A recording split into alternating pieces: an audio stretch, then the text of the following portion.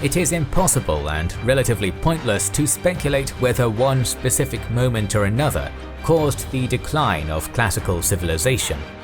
But one of the possible candidates is the end of the 2nd century AD, when the Emperor of Rome, Commodus, squandered 100 years of progress. But who was the son of Marcus Aurelius, and what cemented his reputation throughout the millennia as among the darkest rulers of the Roman Empire, together with such figures as Caligula and Nero? Welcome to our video on Commodus and the end of the Roman Golden Age. We're happy to present the sponsor of this video, World Anvil. As voracious readers, RPG enthusiasts and hopefuls to write and publish a novel down the line, we're happy to receive the support of World Anvil. World Anvil is the award-winning ultimate world-building toolset and RPG campaign manager made for game masters, writers, role-players, and other creatives interested in designing their own universe. It allows users to build a living world for your incredible novels, games, and art using their inspirational toolset. World Anvil gives creative people a tool to collaborate, showcase, and monetize their world, and the universes forged in World Anvil are completely secure. Each account is backed up every day to multiple servers, so you will never lose your progress. The feature that we like the most is the interactive maps. You can bring in your custom map to the platform and make it interactive, linking every city, dungeon, and place to wiki-like articles. World Anvil will be your best friend on the path to writing your best-selling novel or running a perfect homebrew campaign. So, what are you waiting for? Support our channel and your hobby by clicking the link in the description and using our code KNG to get 25% off all 12-month memberships.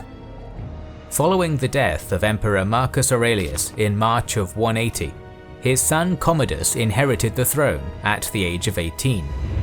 Senatorial sources have popularized the idea that the young emperor immediately went home to indulge in pleasure and vice. But the truth is he continued campaigning against the Germanic Buri for half a year until they were defeated, and only then returned to Rome victorious. This was just one of the many events during Commodus's reign, which have certainly been warped by contemptuous senatorial historians such as Cassius Dio. Acting on the council of high-ranking freedmen such as Sauterus and Cleander, the emperor also abandoned Marcus Aurelius's ambitious plans to establish provinces within the conquered lands of Germania. Although this was actually in tune with Augustus's no overexpansion doctrine, our sources deride it as a consequence of the emperor's hedonism. In fact, much of the reign of Commodus from 180 to 182 was actually in line with his father's, but the new ruler was unwilling to show the Senate the same reverence his late father did. This conflict between aristocracy and emperor was only to worsen, triggered by an event 2 years into Commodus's tenure. Without his mother Faustina to keep the imperial household in check, Commodus's high-born relatives quickly spiraled out of control. Most prominent among them was the imperator's firebrand sister Lucilla. She was the widow of Lucius Verus and had been accustomed to wielding the influence of an empress. Becoming a mere princess, as well as Commodus's refusal to annul her second marriage, embittered her. That, alongside the emperor's patronage of freedmen such as Sauterus and his sidelining of senatorial candidates, irritated the aristocracy. So the angry Senate and the influential sister plotted together to assassinate Commodus. During one dark afternoon in the winter of 182 AD, the emperor was entering one of his favorite places in all of Rome, the amphitheater. Here a young senatorial man, Claudius Pompeianus Quintianus, was waiting for him in the shadows. The cloaked Quintianus jumped out, but rather than immediately striking, he shouted, "See, this is what the Senate has sent you!" This delay allowed Commodus to escape, and his guard the opportunity to arrest the would-be killer. Lucilla's part in it all was uncovered, and the princess was exiled to Capri, where she was later executed. Quintianus was ruthlessly tortured and killed, along with many other senators. From that point forward, Commodus hated the vestigial Roman Senate, always remembering the would-be murderer's barbed words. As a natural reaction to this attempted assassination, Commodus recoiled from public life to a certain extent.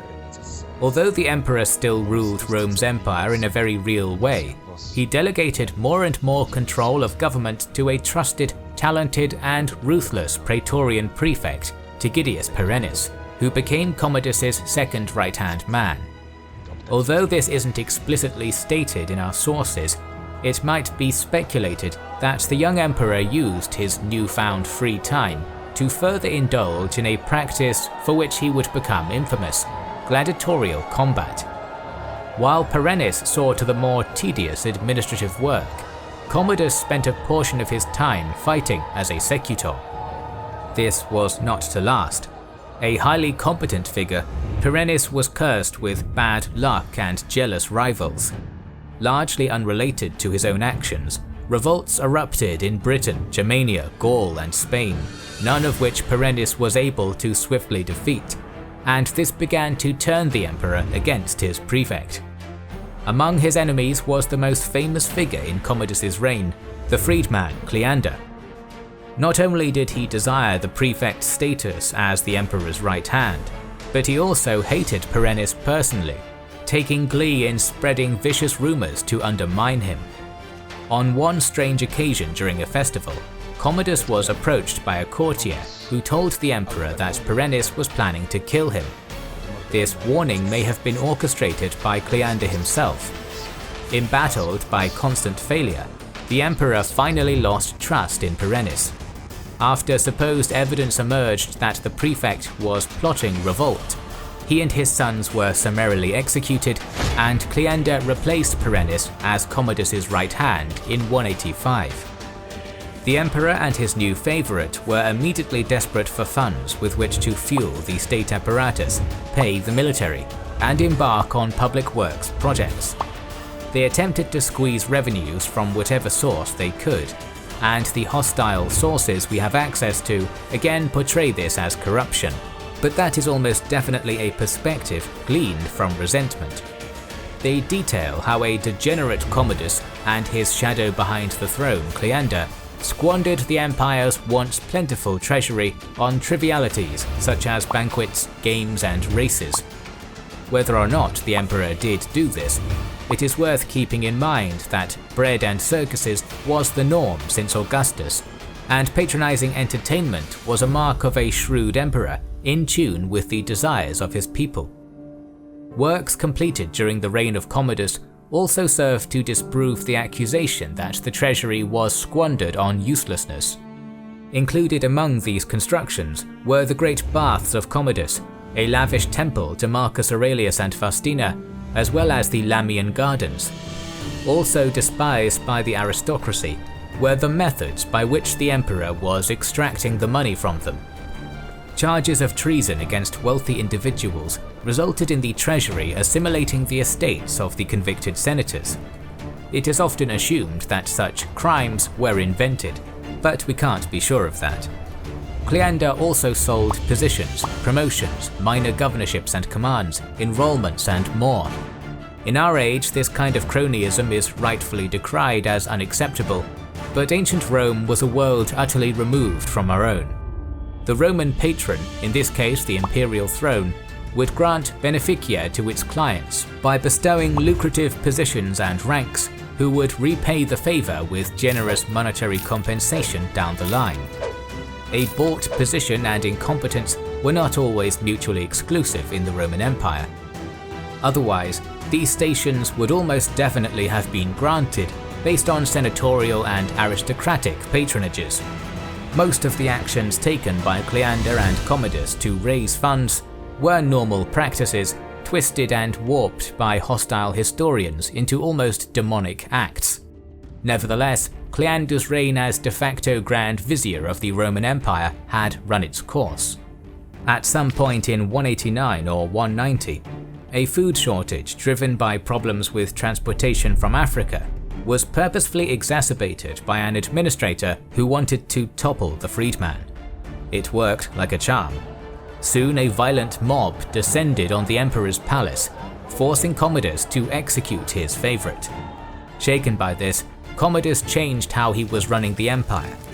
Herodian's description of this situation is clearly hyperbole, but it goes to show just what the Senate thought of it all. After undergoing such risks, the emperor trusted no one. He killed now without warning, listening to all accusations without question and paying no heed to those worthy of a hearing. He no longer had any regard for the good life. Night and day, without interruption, licentious pleasures of the flesh made him a slave, body and soul. Although it could be argued that Commodus's reputation was unjustly sundered by venomous senatorial critique, it is from 190 to 192 that his actions crossed the line from slightly unorthodox to possibly insane. Due to what our sources attribute to rampant paranoia, Commodus further intensified his martial training, moving to a new palace which was far closer to Rome's myriad gladiatorial fighting pits. He became a truly formidable presence, possessing prodigious strength, weapon skill, and physical fitness. To top it off, the emperor could even shoot a bow with brilliant accuracy. And though Commodus's enemies must have seen this as yet another mark on the tally of insanity, it was really just prudent. Commodus was getting ready to defend himself.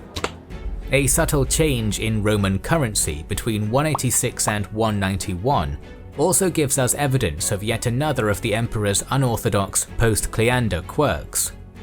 Along with standard representations of Hercules were engraved such phrases as Hercule Commodiano and Hercule Romano Augusti.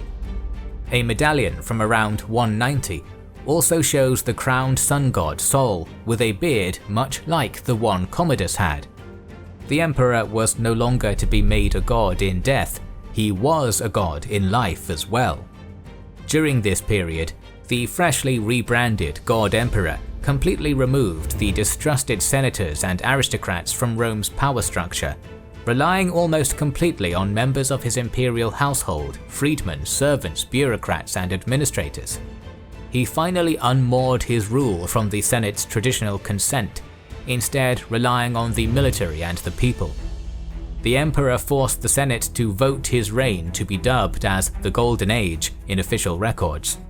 To mark the start of this new age of deific imperial rule, he changed his name to the grandiose Lucius Aelius Aurelius Commodus Augustus Pius Felix. Lashing out against those whom he believed despised him, Commodus supposedly had a great many senators murdered in the period. Then, in perhaps his most infamously narcissistic move, Commodus had Rome's name changed to Commodiana, while the Roman people were duly renamed Commodiani. Furthermore, the months of the year were changed. September, for example, would thereafter be dubbed Hercules. Whether all of these strange-sounding actions were the consequence of an increasing megalomania, or a legitimate attempt to consciously reinvent the stagnating Roman state, is still a matter of debate among historians.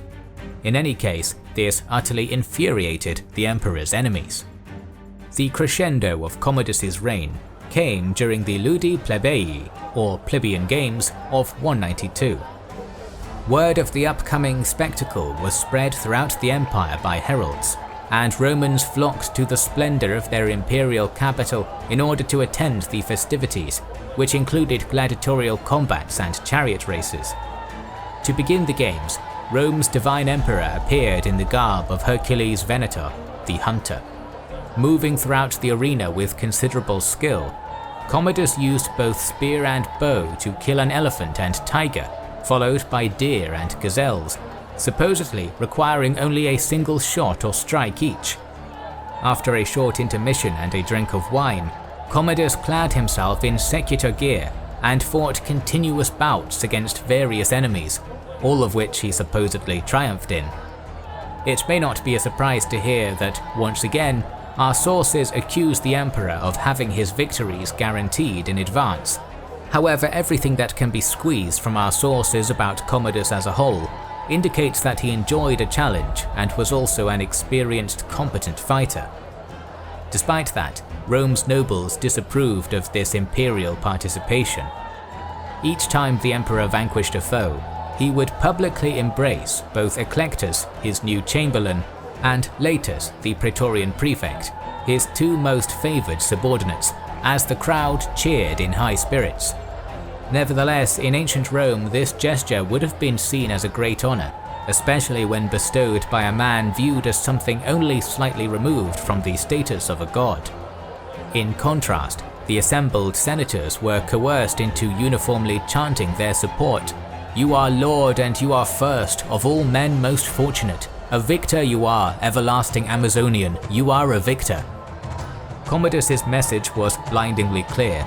The Senate was to be nothing more than a servile rubber stamp, an outdated relic there to fawn at his feet and little else.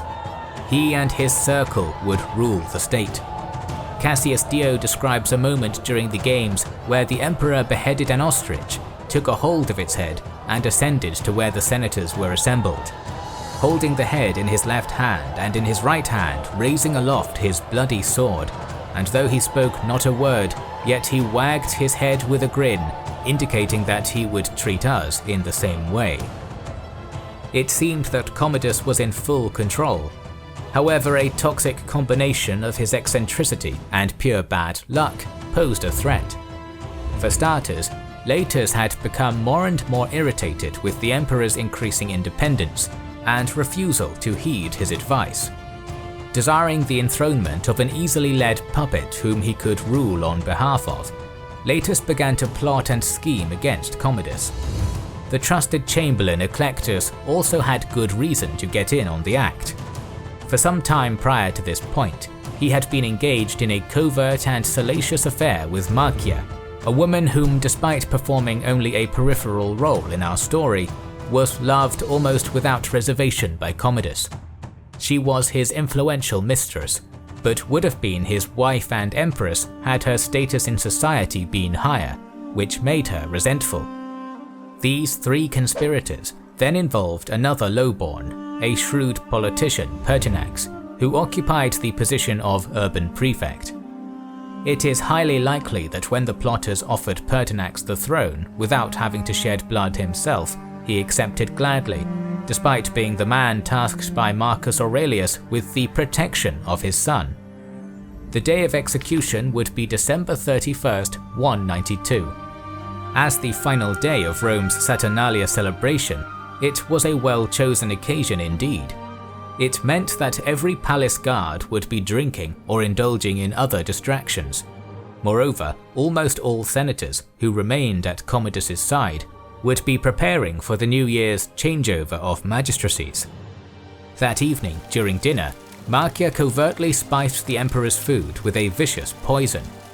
At her signal, her lover Eclectus used his unquestioned authority as chamberlain to dismiss the palace servants. As planned, the emperor became violently ill due to the toxin and seemed to be in the process of dying, but it wouldn't be that easy. Commodus was in good health, and vomiting purged much of the substance from his body. Still afflicted by Marcia's farewell gift, Commodus stumbled to the Vectilian villa's lavish bathhouse, where he continued to throw up. More concerningly for the conspirators, he started recovering. In a blind panic, Marcia and Eclectus found Commodus's wrestling partner, another freedman known as Narcissus. After being plied with splendorous bribes and promises, Narcissus entered the bathhouse and wrapped his hands around the emperor's throat. In any other situation, Commodus would have been able to resist, but weakened as he was by his mistress's poison, he was too feeble to push Narcissus off him. Such was the end of Commodus, states Cassius Dio. After he had ruled 12 years, 9 months and 14 days, he had lived 31 years and 4 months, and with him, the genuine Aurelii ceased to rule. After this, there occurred most violent wars and civil strife. Commodus's end saw the end of the Roman age of plenty that had held since Augustus. The subsequent catastrophic Year of 5 Emperors concluded in the rise of the militaristic Severan dynasty, who managed to hold the empire together until 235, when the 3rd century crisis began in earnest.